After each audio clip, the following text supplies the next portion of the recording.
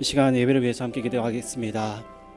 선명한 진리의 말씀이 이 시간 선포되게 하시고 성령의 역사하심을 통해 성도들이 깊이 회심하는 은혜가 있도록 기도하시고, 예배를 통해 주신 은혜와 듣고 깨닫게 하신 말씀으로 하나님의 영광을 드러내는 삶을 살 수 있도록 우리 함께 기도하며 나아가겠습니다. 아버지 하나님, 이 시간 우리를 불러주심을 감사드립니다. 이 시간 예배해 주신 주님만이 영광 받으시고 성령님께서 친히 다스리시고 주관하시는 예배가 되게 하여 주시옵소서. 이 예배를 통해 모든 심령들이 살아계신 하나님을 만나고 그 음성을 듣는 시간이 되게 하여 주시옵소서. 또한 예배해 주신 주님만이 영광 받으시고 성령님께서 친히 다스리시고 주관하시는 예배가 되게 하여 주시옵소서. 예배를 통해 모든 심령들이 살아계신 하나님을 만나고 그 음성을 듣는 시간 되게 하여 주시옵소서. 예배 가운데 창조의 아버지시고 열방의 통치자이신 주님께 온전히 예배하며 나아갈 수 있도록 도와주시옵소서. 모든 성도들이 거룩한 예배자로 보좌 앞에 담대히 나아가게 하여 주시고 믿음의 주여 온전케 하시는 예수 그리스도를 바라보는 시간이 되게 하여 주시옵소서. 주의 말씀에 순종하고 우리가 행할 때 약속하신 말씀대로 이루어진 역사가 우리의 눈앞에 일어날 수 있도록 도와주시옵소서. 우리의 마음과 생각을 온전히 하나님 앞에 드리며 나아갈 수 있도록 도와주시옵소서. 아버지 함께 하여 주시옵소서. 우리 다 함께 찬송가 341장 부르겠습니다.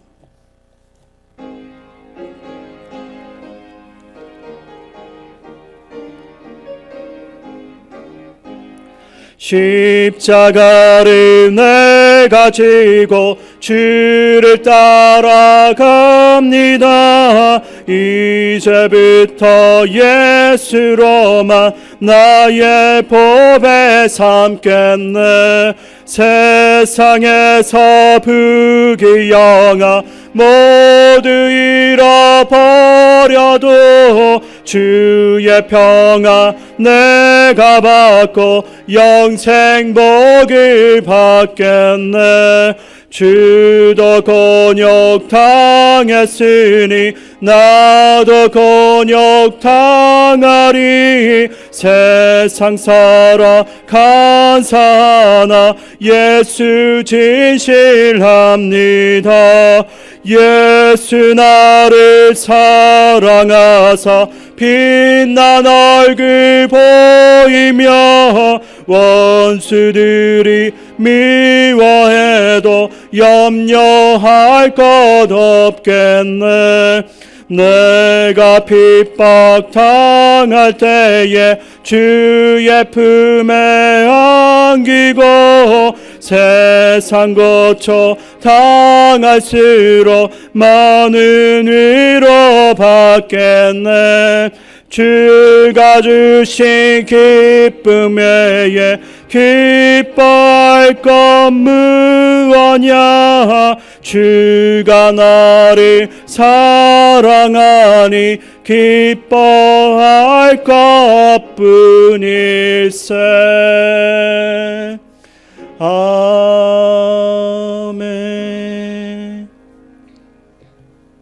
흑암에 있던 저를 빛으로 영생을 허락하신 하나님, 나의 구원자 되시고 나의 소망이시며 나의 피난처 되신 하나님 감사합니다. 십자가 못 박혀 죽으심으로 내 죄를 씻으사 거룩하다 하시고 성령을 보내시어 성령의 능력을 덧입고 살게 하시니 살게 하시고 예배자리에 불러주시니 감사합니다. 심판대에도 자비를 베푸시는 하나님이 지금도 눈여겨보시고 계심에도 육신을 덧입고 살다 보니 세상 소리로 기가 막히고 보는 곳에 마음이 뺏겨 하나님의 뜻을 깨닫지 못할 때 있습니다. 자기 깨에 빠지고 우매하고 무지함에 지은 죄 있습니다. 하나님, 우리의 생각으로, 마음으로, 입술로, 손과 발이 지은 모든 죄를 용서하여 주옵소서. 섬기는 교회를 위해 기도합니다. 하나님이 주의 백성들이 모여야 할 때인 줄 압니다. 성전 예배로, 구역 예배로, 기도 모임으로 모이기에 힘쓰는 자들이 되어서 예배 드림으로 풍성한 은혜로 영혼 구원에 힘쓰며 하나님 나라를 세우고 전파하게 하옵소서. 교만한 목으로 말하지 말게 하시고 나보다 남을 더 낮게 여기는 믿음의 성숙한 성도 되게 하옵시오며 있는 곳에서 마땅히 감당해야 할 일들을 감당하게 하시어 다음 세대를 위한 버팀목이 되어 우리의 신앙을 뛰어넘어서는 다음 세대를 세워가는 성도 되게 하옵소서. 특별히 기도하옵기는 연로하신 장로님, 권사님, 집사님들, 비록 몸은 삐걱거리며 걸음은 느리지만 주 안에서 즐거워하며 기뻐하는 모습을 보며 이후의 삶에 선한 싸움을 싸우고 달려갈 길을 마치고 믿음을 지키시어 의의 면류관을 다 받는 어르신들이 되게 기도합니다. 다음 세대를 위해 기도합니다. 코로나든 어떤 이유로든 성전을 떠난 우리 친구들 다시 불러주십시오. 찾게 하시고 저들을 향한 기도가 끊이지 않게 하옵소서. 견디며 벼터온 귀한 울 친구들을 위로하시며 거룩한 씨가 되어 이 세상의 그루터기로 세우셔서 하나님의 구원 계획을 이뤄가는 귀한 자녀들 되게 도와주시옵소서. 저들의 일평생 가운데 임마누엘 하나님 되어주시고 늘 주 안에 있게 하옵소서. 두 분 목사님 날마다 새 힘을 주시고 진리를 수호하기에 힘을 다 쓰는 목사님 되게 하시고 영육간의 강건함을 허락하여 주옵소서. 말씀을 주시는 목사님 준비된 말씀 영감 있게 하시고 말씀이 힘이 있어 집중하게 하시고 듣는 우리 영혼이 소생되며 믿음의 확신과 임마누엘 되어주시는 하나님 은혜를 기억하는 귀한 말씀 되게 하옵소서. 평강의 왕이신 하나님, 우크라이나 국민들을 기억하사 속히 평화가 임하게 하시고 그 후의 삶 속에도 도움의 손길이 끊이지 않게 하옵소서. 전쟁을 일으킨 푸틴은 머리가 어지러워지고 주변 모든 상황이 꼬여서 전쟁이 종식되는 자리에 나오게 하시고 속히 종식될 수 있도록 인도하여 주시옵소서. 우리나라를 지키는 국군 장병들을 기억하사 저들의 생명과 안전을 지키시고 보호하사 그냥 흘러보내는 시간이 아니라 하나님을 더 가까이 하나님의 뜻을 깊이 알 수 있는 기회가 되게 하시고 또한 선교사님의 사역 위에 성령 하나님 함께 하시고 생명을 지키시고 그 가족들의 안전을 지켜 주옵소서. 나 같은 죄인도 건져주신 하나님, 하나님을 알지 못하는 형제 자매들을 속히 건져주시고 주의 힘으로 주의 능력으로 모든 사람에게 전하기까지 나를 버리지 마시고 세상 끝날까지 임마누엘 하나님 되어주세요. 나의 피난처이신 예수 그리스도의 이름으로 기도합니다. 아멘.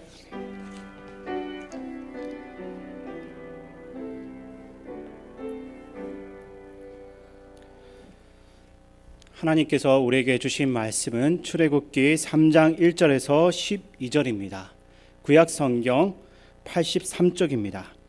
출애굽기 3장 1절에서 12절까지 함께 교독하겠습니다. 모세가 그의 장인 미디안 제사장 이드로의 양떼를 치더니 그 떼를 강야 서쪽으로 인도하여 하나님의 산 호렙에 이르매 여호와의 사자가 뜰기나무 가운데로부터 나오는 불꽃 안에서 그에게 나타나시니라. 그가 보니 뜰기나무에 불이 붙었으나 그 뜰기나무가 사라지지 아니하는지라. 이에 모세가 이르되 내가 돌이켜 가서 이 큰 광경을 보리라. 떨기나무가 어찌하여 타지 아니하는고 하니 그때 여호와께서 그가 보려고 돌이켜 오는 것을 보신지라. 하나님이 뜰기나무 가운데서 그를 불러 이르시되 모세야 모세야 하시매 그가 이르되 내가 여기 있나이다. 하나님이 이르시되 이리로 가까이 오지 말라. 내가 선 곳은 거룩한 땅이니 내 발에서 신을 벗으라.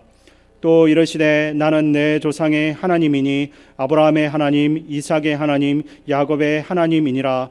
모세가 하나님 배웁기를 두려워하여 얼굴을 가리매 여호와께서 이르시되 내가 애굽에 있는 내 백성의 고통을 분명히 보고 그들의 감독자로 말미암아 부르짖음을 듣고 그 근심을 알고 내가 내려가서 그들을 애굽인의 손에서 건져내고 그들을 그 땅에서 인도하여 아름답고 강대한 땅 젖과 꿀이 흐르는 땅 곧 가나안 족속, 헷 족속, 아모리 족속, 브리스 족속, 히위 족속, 여부스 족속의 지방에 데려가려 하노라. 이제 가라. 이스라엘 자손의 부르짖음이 내게 달하고 애굽 사람이 그들을 괴롭히는 학대도 내가 보았으니 이제 내가 너를 바로에게 보내어 너에게 내 백성 이스라엘 자손을 애굽에서 인도하여 내게 하리라. 모세가 하나님께 아뢰되 내가 누구에게 바로에게 가며 이스라엘 자손을 애굽에서 인도하여 내리이까? 하나님이 이르시되 내가 반드시 너와 함께 있으리라. 내가 그 백성을 애굽에서 인도하여 낸 후에 너희가 이 산에서 하나님을 섬기리니 이것이 내가 너를 보낸 증거니라. 아멘. 함께 웃으면서 인사하겠습니다. 반갑습니다. 이제 교회 표로 인사하겠습니다. 우리는 함께 웃고 함께 우는 성령 공동체입니다.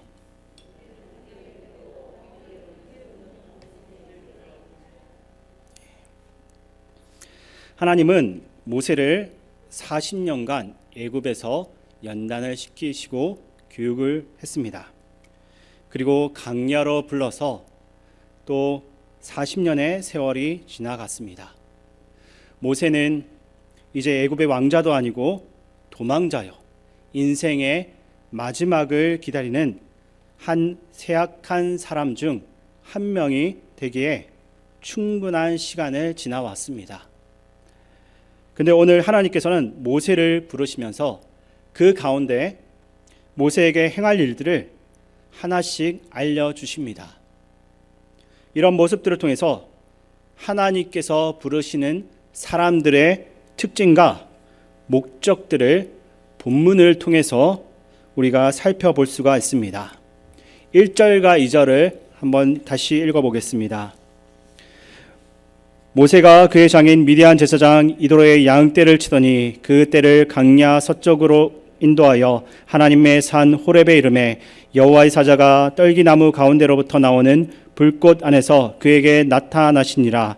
그가 보니 떨기나무에 불이 붙었으나 그 떨기나무가 사라지지 아니하는지라. 아멘. 애굽의 때가 벗겨질 때쯤 한 40년의 시간이 흘렀습니다. 이때 하나님께서는 광야에서 모세에게 말씀하십니다. 그리고 모세가 이제 광야 생활을 완전히 청산하고 이스라엘 백성을 이끌어가는 한 지도자의 모습으로 하나님께서 세우십니다. 근데 1절 본문에는 하나님께서 사용하시는 사람의 특징이 나오는데 뭐라고 나와 있습니까? 그의 장인 미디안 제사장 이드로의 양떼를 칠 때 이렇게 분명하게 표현이 되어 있습니다. 그러니까 하나님께서 부르시는 사람의 특징은 어떤 자리나 환경이든지 나에게 주어진 상황 속에서 최선을 다하는 사람이다라는 것입니다.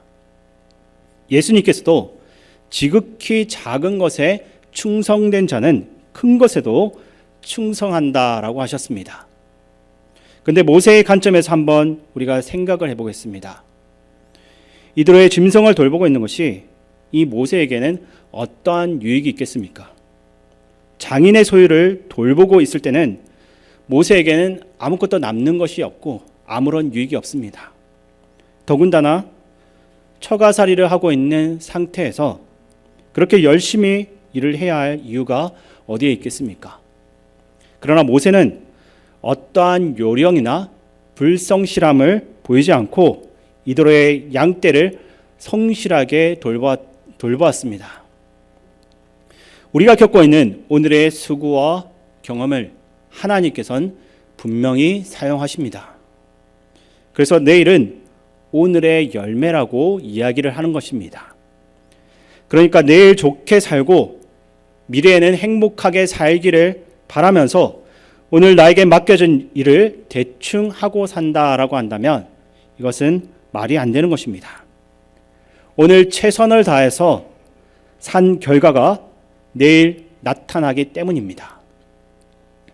그래서 우리에게 주어진 이 현실과 삶 속에서 오늘도 나와 함께 하시는 그 주님과 어떻게 하면 기쁨으로 이 하루 최선을 다해서 살아갈 수 있을 것인가, 또는 하나님께서 내게 맡겨주신 사명과 소명을 우리가 어떻게 감당할 것인가, 이것을 우리가 늘 고민하면서 살아가야 하는 것입니다. 그럴 때 하나님께서는 이제 내가 너를 통해서 역사할 수 있겠다라고 하시면서 우리를 주목하게 되는 것입니다. 그리고 오늘 또 한 가지 알 수 있는 게 있습니다. 본문 속에서 떨기나무 가운데 불이 붙고 있는데 나무가 타지 않고 있습니다. 이것은 우리의 상식으로 생각을 해보아도 매우 비정상적인 현상입니다. 이 떨기나무는 강야에서 아주 흔하게 볼 수 있는 종류인데 이것은 땔감으로도 사용할 수가 없는 나무였습니다. 성전을 지을 때 사용했던 백향목처럼 귀한 나무가 아닙니다. 아무 쓸모도 없는 그런 나무인데 그 나무에 지금 불이 붙었는데 타지 않고 있습니다. 이것을 우리가 조금만 묵상해 보면 떠오르는 사람이 있습니다. 바로 모세입니다. 모세는 이제 애굽의 왕자도 아닙니다.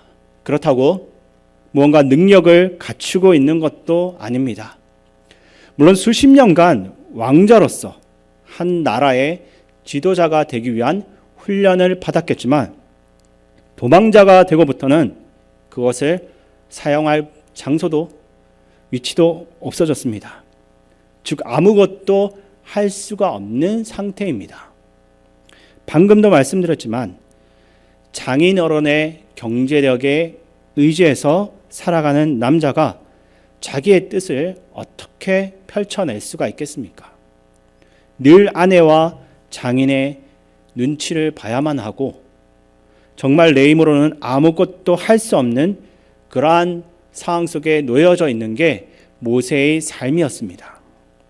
그렇게 강야에서 흔하게 굴러다니고 아무짝에도 쓸모없는 이 떨기나무가 바로 모세의 모습이었다라는 말입니다.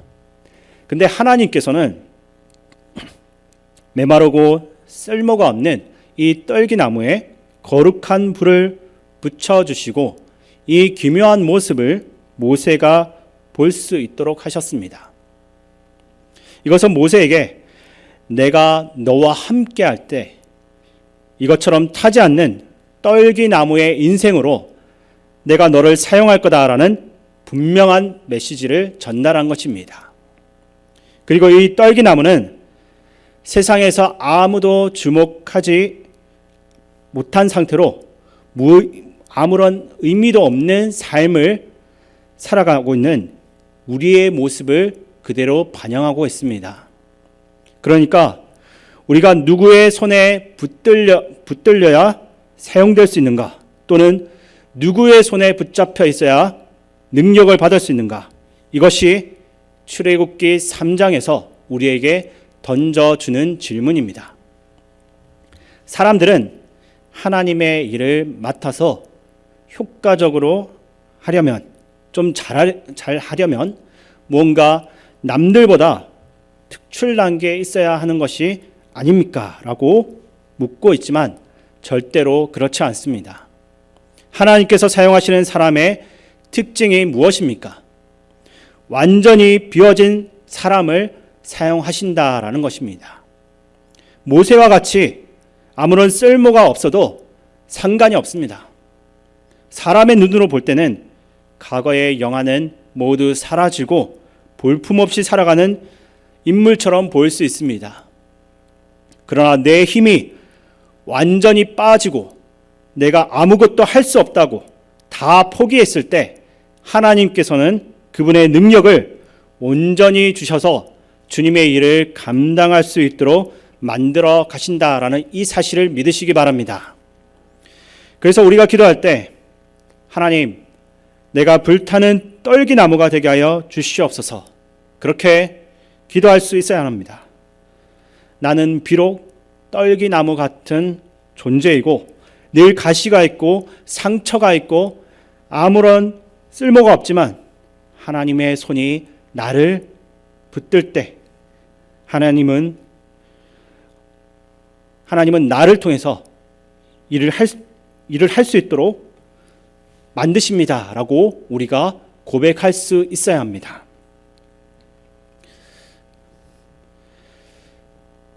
나는 하나님께 붙어 있어야 돼. 그럴 때 하나님께서 사용할 수 있어 라고 말해주는 구절이 있습니다. 우리 같이 한번 읽어보겠습니다. 3절부터 5절 말씀입니다. 우리 함께 읽겠습니다.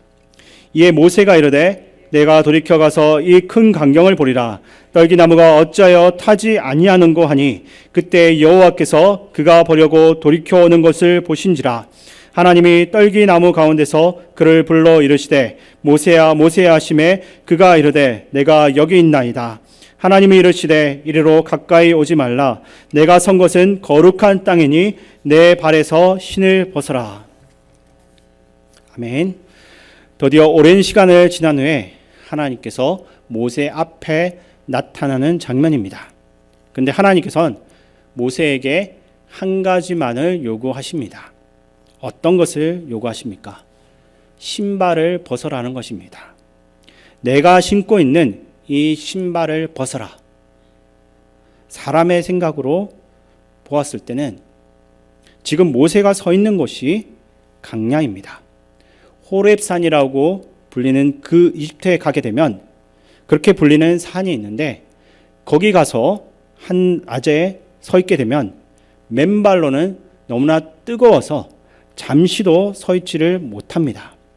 그래서 신발을 벗어라는 것은 지금 모세 보고 뜨거운 바닥에서 살이 다 익어서 완전히 화상을 입어라 라는 얘기인 것입니다. 그럼 모세는 이렇게 질문할 수 있습니다. 하나님, 지금 얼마나 뜨거운데 신발을 벗습니다.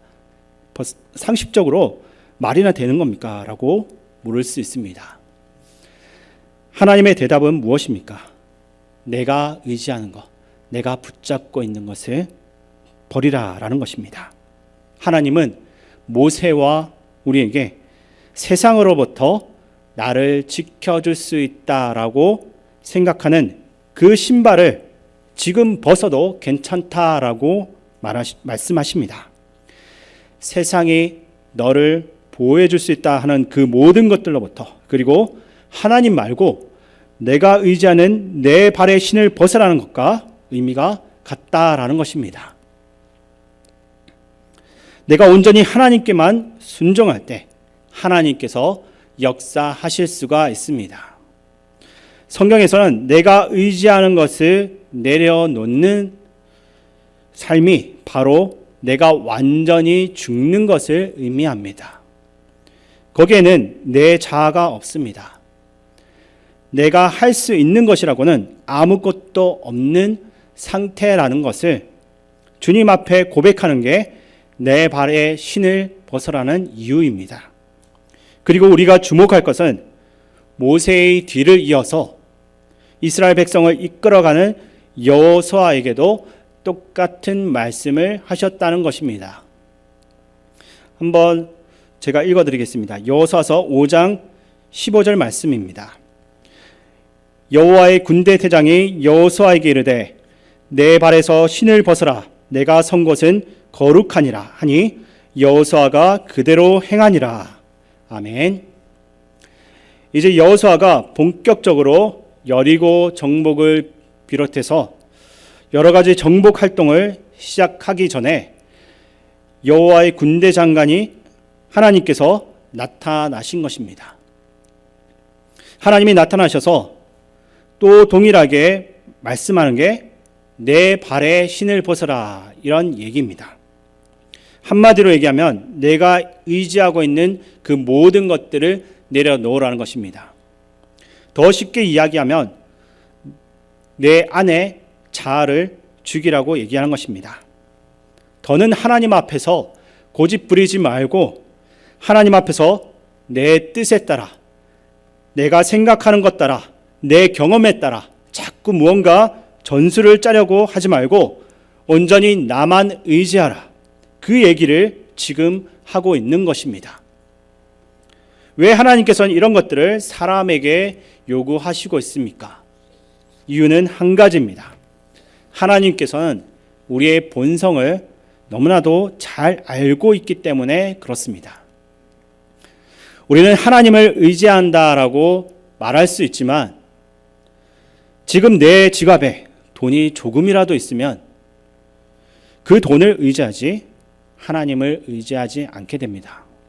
우리가 하나님을 의지한다라고 쉽게 이야기할 수 있지만 내 손에 조금이라도 무언가 남들보다 조금 더 가지는 게 있다라고 한다면 그것을 의지하지 하나님을 의지하지 않는다라는 말입니다.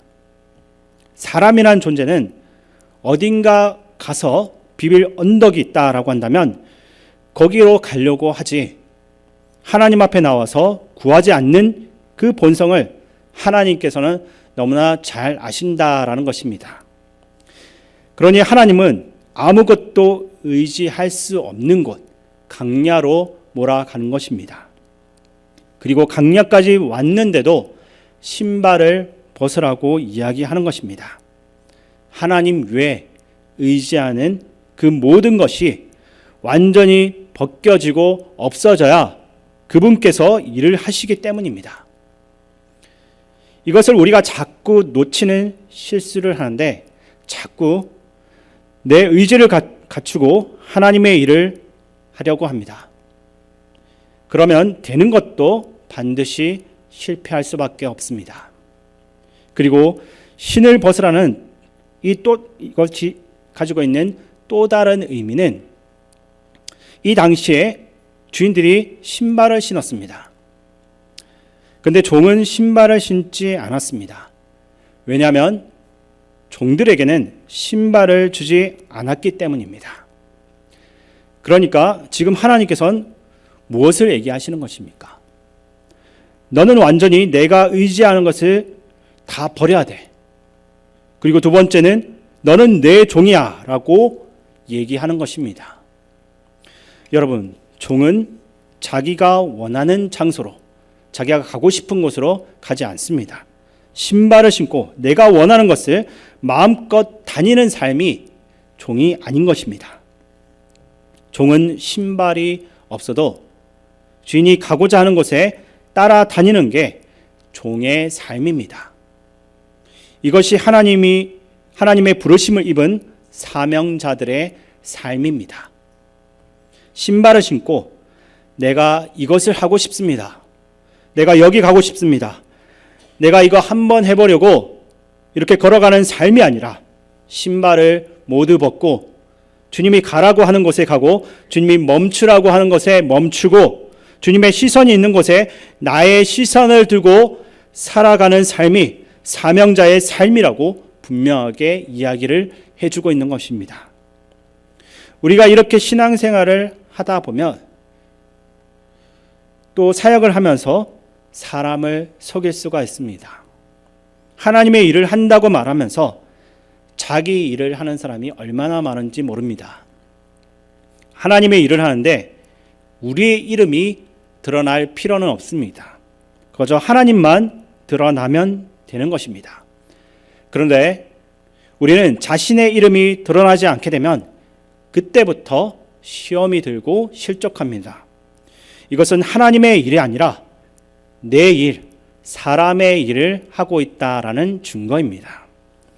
하나님께서 신발을 벗어라 그렇게 말씀하셨는데 벗는 신용만 하고 그 신발을 신고 내가 원하는 대로 여기저기 다니면서 하나님의 이름을 자신의 이익을 위해서 이용하는 이러한 모습이 우리 가운데 나타난다면 그 결말은 어떻게 되겠습니까?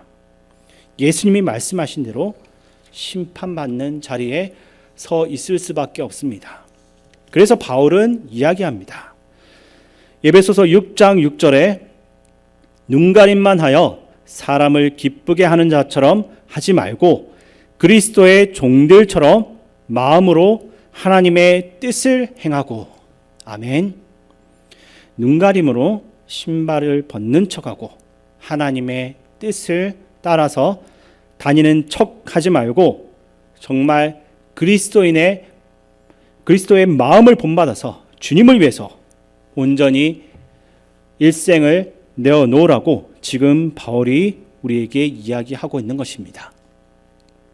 본문 6절부터 10절까지를 같이 읽어보겠습니다. 또 이르시되 나는 내 조상의 하나님이니 아브라함의 하나님, 이삭의 하나님, 야곱의 하나님이니라. 모세가 하나님 배웠기를 두려워하여 얼굴을 가리매 여호와께서 이르시되 내가 애굽에 있는 내 백성의 고통을 분명히 보고 그들이 그들의 감독자로 말미암아 부르짖음을 듣고 그 근심을 알고 내가 내려가서 그들을 애굽인의 손에서 건져내고 그들을 그 땅에서 인도하여 아름답고 강대한 땅, 젖과 꿀이 흐르는 땅, 곧 가나안 족속, 헷 족속, 아모리 족속, 브리스 족속, 히위 족속, 여부스 족속의 지방에 데려가려 하노라. 이제 가라. 이스라엘 자손의 부르짖음이 내게 달하고 애굽 사람이 그들을 괴롭히는 학대도 내가 보았으니 이제 내가 너를 바로에게 보내어 너에게 내 백성 이스라엘 자손을 애굽에서 인도하여 내게 하리라. 아멘. 하나님께서 모세를 부르시고 이제 사명을 주시는 장면입니다. 마침내 하나님께서 칼을 빼내신 것입니다. 이제 백성들의 부르짖음 가운데 충분히 들을 만큼 들었고 내가 학대도 보았다. 그래서 내가 이제는 이스라엘 백성을 위해서 움직일 준비를 마쳤다라는 것을 드러내고 있습니다. 그러니까 가서 그 땅을 너희에게 줄 거야 라고 분명하게 모세한테 말씀하시고 있는 겁니다. 근데 너무나 많은 시간이 지나왔습니다. 그동안 이스라엘 백성들은 어떻게 살아왔습니까? 수세대가 사라지는 시간 동안 울부짖고 통곡했지만 그 가운데 하나님의 구원을 보지 못하고 죽은 사람들도 있습니다.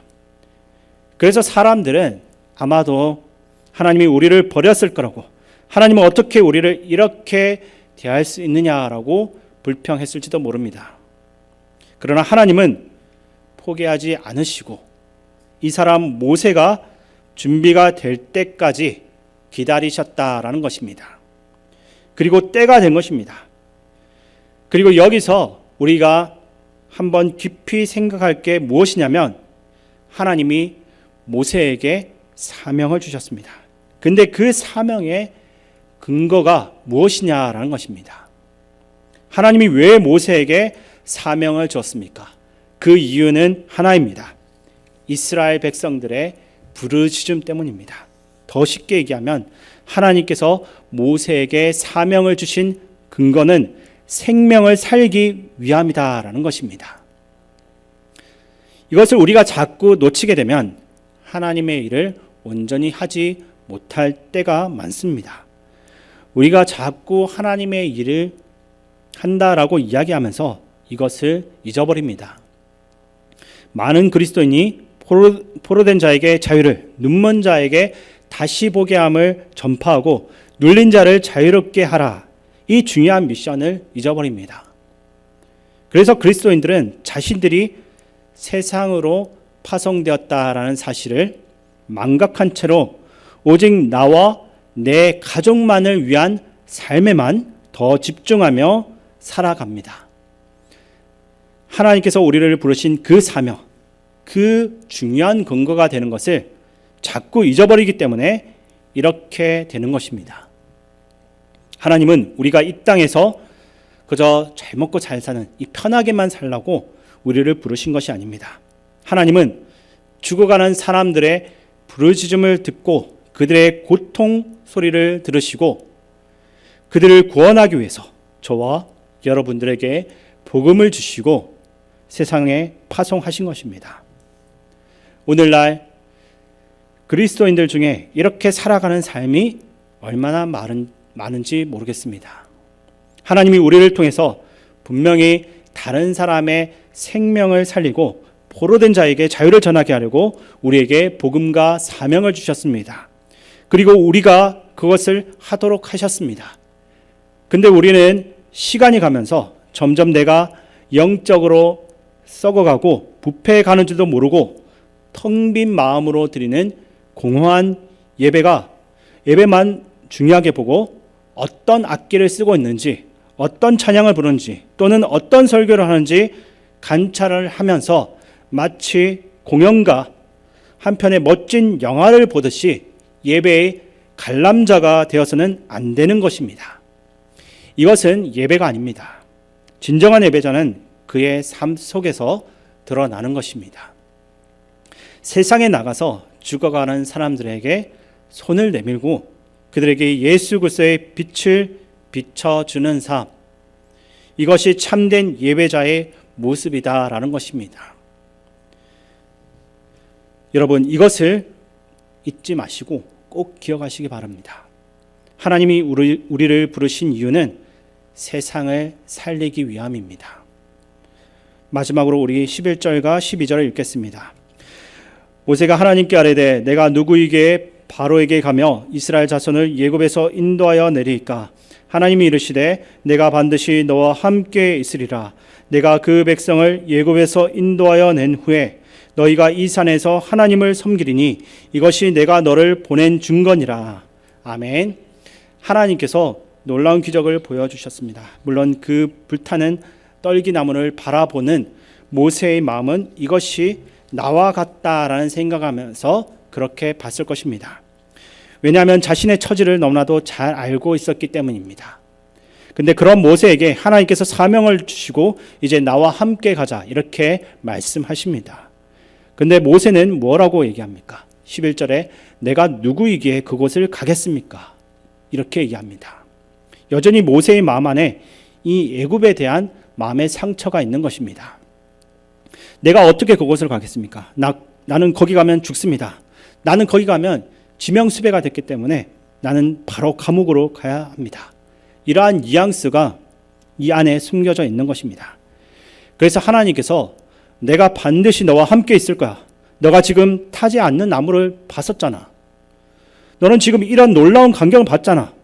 내가 그동안 내가 너희 조상 아브라함과 이삭과 야곱의 하나님이라고 끊임없이 들려줬잖아. 이렇게 말씀하십니다. 근데 하나님이 이렇게 내가 너와 함께 할 거다라고 들려주셨음에도 모세는 믿지 않았다라는 것입니다. 여러분, 우리가 이것을 보면서 겸손한 모세의 모습이라고 속으시며 생각하시면 안 됩니다. 이제 앞으로 살펴볼 4장과 그리고 5장을 읽어가면서 모세가 몇 번이나 하나님의 명령을 거절하는지 한번 세어보시기 바랍니다. 그 거절하는 모습을 보면 내가 누구이기에 바로에게 갑니까?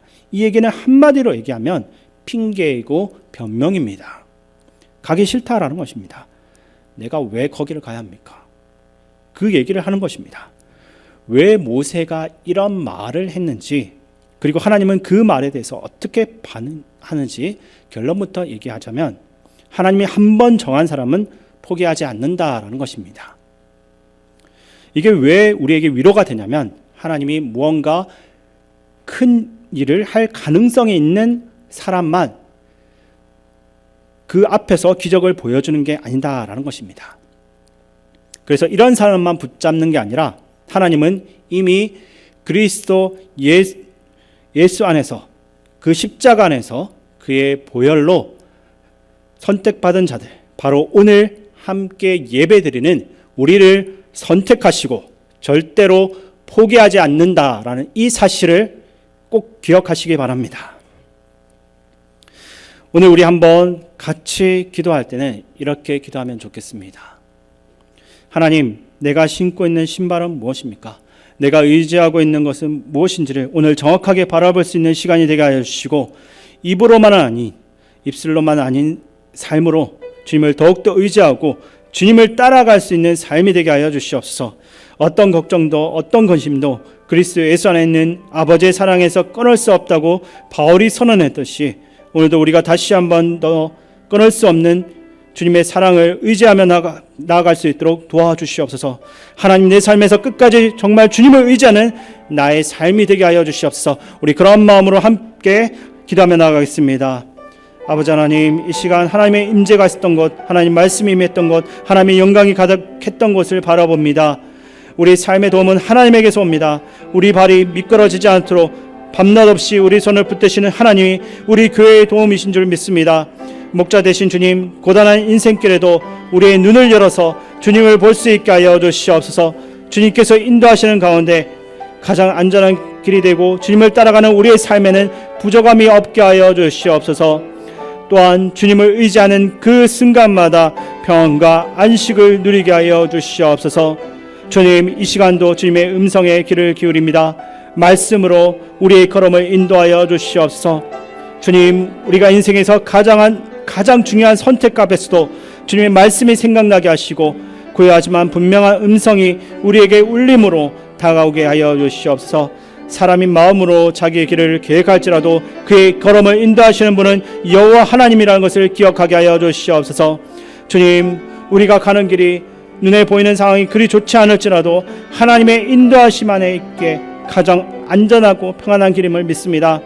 때로는 실패할 것처럼 보이고 때로는 버림받은 것 같을지라도 모든 것을 아시는 하나님께서 더 큰 그림을 가지고 인도하고 계시오니 하나님께서 만들어 가실 그 미래를 우리가 기대하고 따라가게 하여 주시옵소서. 때로는 우리 뜻대로 되지 않을지라도 예상치 못한 상황에서도 하나님의 뜻이 이루어진다는 그 사실을 알게 하여 주시옵소서. 우리의 연약함을 하나님 긍휼히 여겨 주시고 우리를 사용하여 주시옵소서. 우리와 함께하여 주시옵소서. 이 시간 우리가 두 번째로 기도할 것이 있습니다.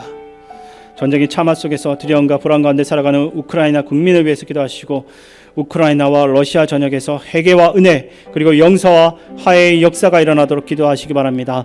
두 나라의 지도자들뿐만 아니라 모든 백성들이 서로에게 적대감을 가지고 생명을 해치는 모든 행위를 지금 당장 멈추고 평화를 이룰 수 있도록 우리 함께 기도하며 나가겠습니다. 주님, 아직도 보이지 않는 곳에서 민간인을 상대로 공격이 이루어지고 있습니다. 그 모든 공격이 멈춰지고 하나님의 평강과 위로가 우크라이나 국민들에게 임하게 하여 주시옵소서. 러시아군의 총성과 포성에 두려워하고 있는 연약한 어린이들을 무자비한 공격으로부터 지켜주시옵소서. 이 땅을 살리시고자 죽으신 예수 그리스도를 알지 못하고 러시아군의 공격에 죽어가는 우크라이나의 아이들과 그 약한 이들의 생명을 보호하여 주시옵소서. 우크라이나 땅에 하나님이 하시는 일이 나타나게 하여 주시옵소서. 시간이 흘러가도 우리가 이 나라를 잊지 않고 또 세계의 모든 교회와 성도들이 하나님의 마음으로 우크라이나를 위해서 기도하게 하시고 모든 난민들의 필요를 따서 최선을 다해 섬기며 도울 수 있도록 도와주시옵소서. 사랑의 하나님, 고통받는 우크라이나를 불쌍히 여겨 주시옵소서. 아파하는 그 땅 가운데 하나님의 긍휼을 베풀어 주시옵소서. 하나님의 평화가 그 땅에 속히 임하게 하여 주시옵소서. 상한 갈대를 꺾지 않으시고 꺼져가는 등불을 꺼지 않는 하나님, 바람 앞에 흔들리는 촛불 같은 우크라이나를 살펴주시옵소서. 삶의 터전을 모두 잃어버리고 깊은 땅 속에서 숨죽이고 있는 저들을 하나님 불쌍히 여겨 주시옵소서. 진정 평화를 비는 저들의 간절한 기도 소리에 속히 응답하여 주시옵소서. 주님, 이 전쟁을 멈춰 주시옵소서. 전 세계가 일어나서 이 전쟁에 맞서게 해주시옵소서. 평화의 행진이 멈추지 않고 모든 나라마다 평화를 위한 노력이 모아지게 하여 주시옵소서. 주님, 전쟁이 길어질수록 우크라이나와 러시아 사람들 사이에 씻을 수 없는 미움이 생길 수밖에 없습니다. 비록 전쟁이 당장 멈춘다 할지라도 그 미움이 씨앗이 남아있다면 언젠간 다시 전쟁이 일어날 수 있습니다. 이 전쟁으로 인해 상처받은 많은 사람들의 마음을 치유하시고 하나님의 사랑 안에서 두 국가의 국민이 진정으로 서로를 이해하고 하나 되는 날이 올 수 있도록 하나님 이끌어 주시고 도와주시옵소서. 아버지, 두 나라 국민들의 마음을 하나님께서 이끌어 주시옵소서. 아버지, 이 시간 우리나라와 민족을 위해서 우리 함께 기도하겠습니다. 대통령과 위정자들을 위해서 기도하실 때 서로 간의 심각한 분열과 다툼으로만 나가는 정치인들이 합심하여서 세계적인 이 경제 위기를 극복하고 한반도의 평화 통일을 이루도록 우리 함께 기도하며 나가겠습니다. 아버지 하나님, 우리 민족이 복음적 통일 한국이 이루어 나가고 열방을 품는 제사장 백성이 되어서 선교의 완성을 이루어가는 복된 주님의 통로가 될 수 있도록 도와주시옵소서. 대통령과 위정자들이 하나님을 두려워하는 마음으로 나라와 국민을 위한 정치를 할 수 있게 하여 주시옵소서. 다니엘과 같은 믿음의 지도자로 세워져서 대한민국을 하나님의 마음에 합한 나라로 세워가게 하여 주시옵소서. 이 나라의 입법과 사법과 행정부의 공의와 정의를 따라 다스릴 하나님의 사람들로 채워주시옵소서. 양심에 따라 나라를 통치하게 하여 주시옵소서. 새로 세워진 이 나라의 국가 지도자들에게 하나님의 지혜를 주셔서 한반도 정세를 둘러싼 국제 관계 속에서도 평화의 중재자 역할을 감당할 수 있도록 도와주시옵소서. 정치인들에게 이념과 정당의 벽을 넘어서 국정 운영의 지혜를 주사 경제와 안보와 사회 갈등 등의 어려운 문제들을 함께 잘 해결하여서 모두가 평안을 누리는 나라가 되게 하여 주시옵소서. 하나님 또한 하나님의 진리를, 하나님 말씀을 거스르는 악법이 만들어지지 않도록 막아주시고 오직 말씀에 근거한 선한 법들이 이 나라 가운데 세워지게 하여 주시옵소서. 이 나라의 국민이 하나님 말씀을 듣는 백성들이 되게 하여 주시옵소서. 아직도 코로나로 인해서 경제적인 위기와 고통을 겪는 국민들을 위하여 주시고 이 위기의 때를 모두가 지혜롭게 극복하게 하여 주시옵소서. 또한 이 나라를 어지럽게 하는 살인과 음란의 문화들이 다 떠나가고 세대와 인연과 성별과 지역 간의 분열과 갈등이 사라지고 오직 복음으로 하나 되는 나라가 되게 하여 주시옵소서. 아버지 하나님, 이 땅에 은혜를 내려 주시옵소서. 하나님의 정화와 사랑으로 이 땅을 다스려 주시옵소서. 하나님, 이 나라의 대통령과 6월 지방선거를 통해서 세워질 지도자들을 붙들어 주시옵소서. 그들 모두가 하나님 앞에서 신실하고 진실하고 또 겸손하게 하여 주시옵소서. 자신의 안위보다 국가와 국민을 먼저 생각하고 일하게 하여 주시옵소서. 잘못된 것을 바로 잡을 뿐 아니라 새로운 비전을 가지고 이 나라의 미래를 이끌어가게 하여 주시옵소서. 가정마다 무거운 가계대출로 어려움을 겪고 있습니다. 어려운 민생을 돌보는 마음을 가지고 경제적인 위기를 극복할 수 있는 능력들을 지도자들에게 허락하여 주시옵소서. 이 나라가 우리 사회 곳곳에 있는 약자들을 품고 모든 이들이 사람답게 살아갈 수 있는 건강한 나라가 될 수 있도록 도와주시옵소서. 아버지, 그러주시옵소서. 이 시간 우리 교회와 성도님들을 위해서 마지막으로 기도하겠습니다. 다시 시작하는 구역 모임을 통해서 그리스도의 몸으로 연결되는 한몸 공동체의 신비를 경험하고 구역의 리더들이 주님에 대한 사랑으로 맡겨진 양떼를 먹이고 돌봐가는 가운데 하나님에 대한 사랑이 더욱 깊어지는 은혜를 누릴 수 있도록 기도하시기 바랍니다. 또한 어르신과 다음 세대를 위해서도 함께 기도하시고 군복무 중인 우리 청년들을 위해서 기도하시기 바랍니다. 그리고 마지막으로 각자의 기도 제목을 가지고 함께 기도하며 나아가겠습니다. 아버지 하나님, 우리 교회의 모든 구역 안에 머리 대신 예수님을 빼놓고는 누구도 절대로 자신을 주장하지 않도록 인도하여 주시옵소서. 오직 머리 대신 그리스도 안에서의 하나됨을 모든 구역원과 리더들이 경험하게 하시고 모든 구역 리더들의 마음 주파수가 주님의 말씀에 맞춰지고 주께서 사람을 돌보는 마음으로 맡은 공동체를 온 마음을 다해 섬기는 가운데 아버지 하나님의 사랑을 깨달아 알게 하여 주시옵소서. 또한 우리 교회 안에 약하고 부족한 지체들도 그 약함을 자랑하고 주님을 높이는 신실한 주의 종들로서 우리 교회 안에 세워지게 하여 주시옵소서. 우리 교회가 가난한 자들을 넉넉한 마음으로 돕고 베푸는 일에 동참하여 힘이 닿는 대로 일하게 하여 주시옵소서. 모든 성도들이 주님의 말씀에 응답하여서 주님 오심을 찬양하며 복음을 전하는 그리스도의 군대가 되게 하여 주시옵소서. 사랑의 주님, 우리 교회를 축복하여 주시옵소서. 담임 목사님을 영육간에 붙들어 주시어 책임진 이 교회를 주님의 능력과 사랑으로 이끌어가게 하여 주시옵소서. 이 교회가 더욱더 부흥할 수 있도록 도와주시옵소서. 또한 날마다 하나님의 인재가 있고 하나님의 위로와 회복과 평안이 넘치는 시민교회가 되게 하여 주시옵소서. 모든 성도들이 그리스도의 편지가 되어서 끊임없이 잃어버린 영혼을 살려내는 교회가 되게 하여 주시옵소서. 사랑의 주님, 우리 교회가 세상 사람들의 기준에 맞춰진 교회가 아니라 예수께서 이 땅에 오셔서 하셨던 그 일을 감당하고 보여주는 참된 교회가 되게 하여 주시옵소서. 또한 우리 교회 안에 다음 세대와 어르신들 날마다 지켜주시옵고 병으로 고통받는 한우들을 위로하여 주시옵고 건강함을 다시 찾아갈 수 있도록 도와주시옵소서. 아버지, 함께하여 주시고 이끌어 주시옵소서. 아버지